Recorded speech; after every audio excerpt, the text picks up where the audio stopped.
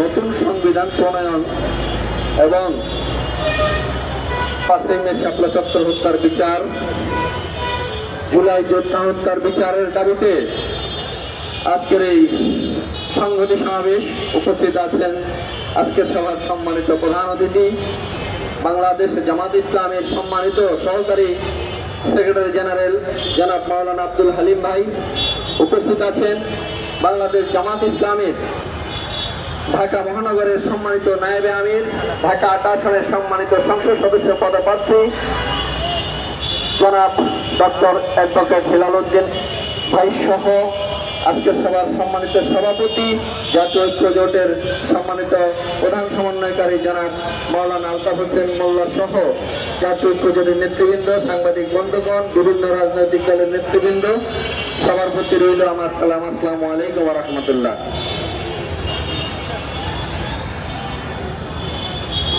বক্তব্য শুধু একটাই,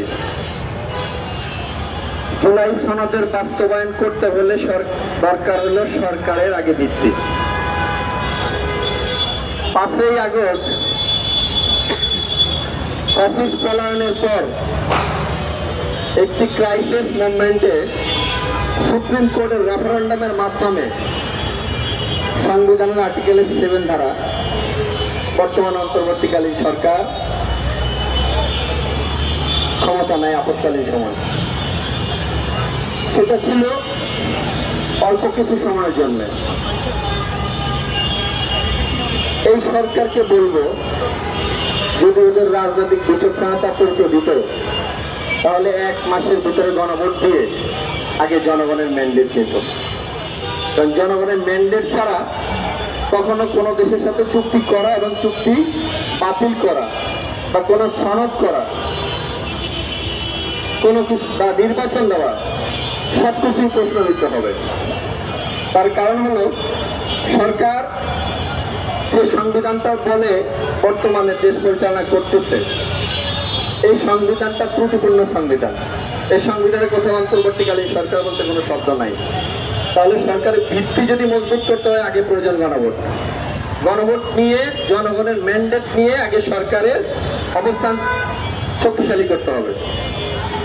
তো যাই হোক, আমি বলবো এতটুকু যে যেহেতু সময় আপনারা ক্ষেপণ করেছেন, যতটুকু করেছেন, একটা কথা বলবো, দেশের সমস্ত রাজনৈতিক দল যদি একত্রে এই সনদে স্বাক্ষর করে আর যদি গণভোট না দিয়ে সরকারের ভিত্তি মজবুত না করেন আর এই অবস্থায় যদি নির্বাচন দেন, তাহলে একটা সময় আসবে এই নির্বাচন প্রশ্নবিদ্ধ হবে এবং যারা আপনারা রাষ্ট্র ক্ষমতা আছেন প্রত্যেককে ফাঁসির কাস্টে ঝুলতে হবে।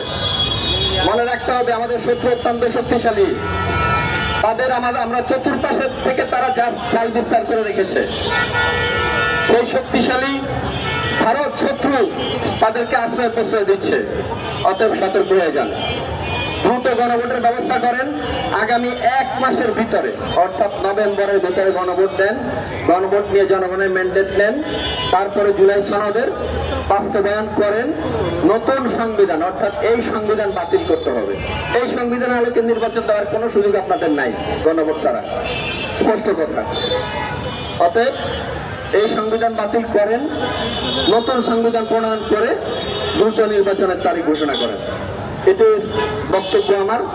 আর বক্তব্য দীর্ঘায়িত না করে সবাইকে ধন্যবাদ জানিয়ে আমি আমার সংক্ষিপ্ত বক্তব্য শেষ করলাম। বাংলাদেশ জিন্দাবাদ, বাংলাদেশ মুসলিম সমাজ জিন্দাবাদ, জাতীয় ঐক্য জোট জিন্দাবাদ। এখন আমাদের মাঝে বক্তব্য রাখবেন